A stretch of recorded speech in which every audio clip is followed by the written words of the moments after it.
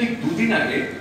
আমরা জানি যে যখন নির্বাচনগুলি হয় তখন 3 মাস আগে নির্বাচন কমিশনার থাকে, নির্বাচন কমিশনারের কাছে টোটাল দায়িত্বটা হস্তান্তর হয়ে যায় এবং নির্বাচন কমিশনার তখন সমস্ত কাজগুলি করে এবং এই যে কমিটি যেটা থাকে তারা শুধুমাত্র বলা হয় যে ডে টু ডে অ্যাক্টিভিটিস, মানে তারা এখানে স্টাফদের বেতন দেবেন বা ভাড়া দেবেন বা অন্যান্য যে বিষয়গুলি করা দরকার সেগুলি করা দরকার। কিন্তু হঠাৎ করেই এক সপ্তাহ আগে একটা ঘোষণা আসলো যে নির্বাচন শুরু হওয়ার দুদিন আগে অর্থাৎ 29 তারিখে ক্লাবের একটা অ্যাওয়ার্ড নাইট করা হবে, মানে এখানে যারা যারা পর্যটনের বিভিন্ন ক্ষেত্রে যারা অবদান রাখছেন তাদেরকে একটা সম্মান করা হবে এবং সেখানে মাননীয় মন্ত্রী মহোদয়কে অতিথি করা হবে এবং সবাইকে এই করা হবে, যেটি নির্বাচনের দুদিন আগে এই জাতীয় একটি অনুষ্ঠান আয়োজন করা আমরা অনুসন্ধান করে দেখেছি যে এটি আচরণ বিধিরও একটি সুস্পষ্ট লঙ্ঘন। মানে এই জায়গাটার মধ্যে একটা গ্যাদারিং করার চেষ্টা করা হয়েছে এবং বোঝানোর চেষ্টা করা হয়েছে যেখানে এই জাতীয় কাজগুলি হয়, অ্যাক্টিভিটিসগুলি হয়। আর যে বিষয়টা আমরা লক্ষ্য করেছি যে গত 4 বছরে দুটা টার্মে কোনো ধরনের কোনো ট্যানজিবল কোনো সদস্যদের বেনিফিটের জন্য কোনো ধরনের কোনো কার্যক্রম করা হয়নি। দুটো মেলা অনুষ্ঠিত হয়েছে বঙ্গবন্ধু আন্তর্জাতিক সম্মেলন ক্ষেত্রে, এছাড়াও আরো কিছু অ্যাক্টিভিটিস। একটা সদস্য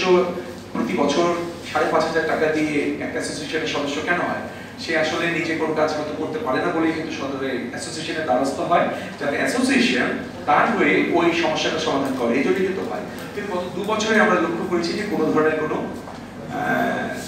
সদস্যদের বেনিফিট নেওয়ার মতো কোনো ধরনের কোনো কাজ হয়নি এবং কিছু কিছু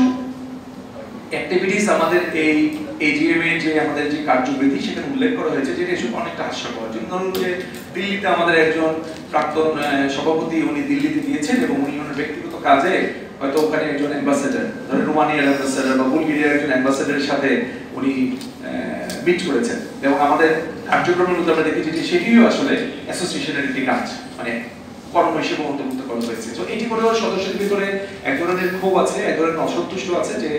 অসন্তুষ্টি আছে যে অ্যাসোসিয়েশন আমরা হলাম কিন্তু অ্যাসোসিয়েশনের কোনো কাজ আমরা করতে পারিনি, এই একটা বিষয়। এবং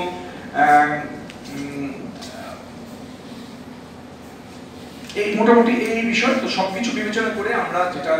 যেহেতু 13 তারিখে আমরা একটা সিদ্ধান্ত নিয়েছি যে আমরা আসলে নির্বাচনে অংশগ্রহণ করবো না এবং আমরা আমাদের এইটা উইথড্র করেছি। উইথড্র করার পরে যে ঘটনাটা ঘটেছে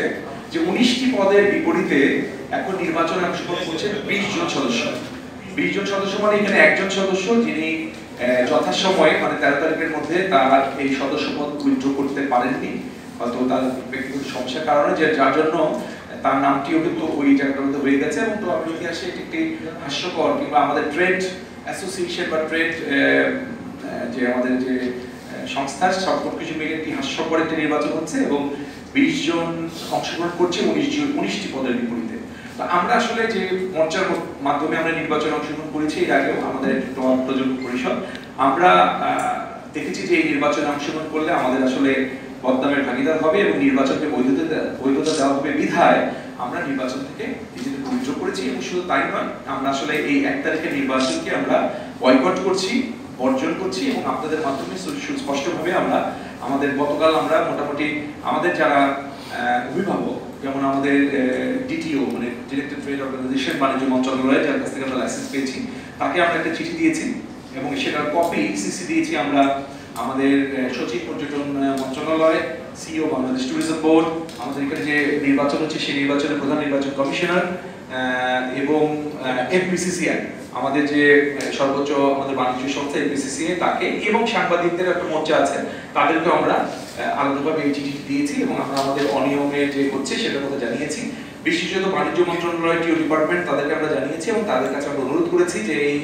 অনিয়ম, বিশেষত ভোটার তালিকায় যে ত্রুটি, সেই ত্রুটিটি সংশোধন করে যদি আপনারা নতুন করে যদি নির্বাচনের ঘোষণা আমাদেরকে যদি দেন, অ্যাসোসিয়েশনকে যদি দেন, তাহলে আমরা নতুন করে নির্বাচনে অংশগ্রহণ করতে চাই। কারণ বিগত বছরগুলোতে কিন্তু আমরা নির্বাচনে অংশগ্রহণ করেছি এবং নির্বাচনে অংশগ্রহণ করে আমরা এটা প্রমাণ করার চেষ্টা করেছি যে আমরা একটা গণতান্ত্রিক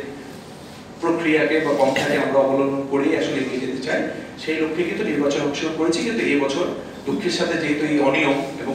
ভোটের শুরুতেই যেখানে 120, 25, 30 ভোটে একটি পক্ষ এগিয়ে যায়, সেই জায়গাটায় আসলে নির্বাচনে অংশগ্রহণ করার কোনো মানেই হয় না, নাম্বার 1। নাম্বার 2, এই ত্রুটিপূর্ণ নির্বাচনকে বৈধতা দেওয়ার কোনো মানে হয় না। সেজন্য আজকে নির্বাচন সংবাদ সম্মেলনের মাধ্যমে আমরা টবাবের আসন্ন যে 1 জুনের নির্বাচন সেটি আমরা বয়কট করছি, বর্জন করছি। এটাই হচ্ছে মোটামুটিভাবে আমাদের সারাংশ। যদি আপনাদের কোনো ধরনের কোনো প্রশ্ন থাকে আমাদেরকে করতে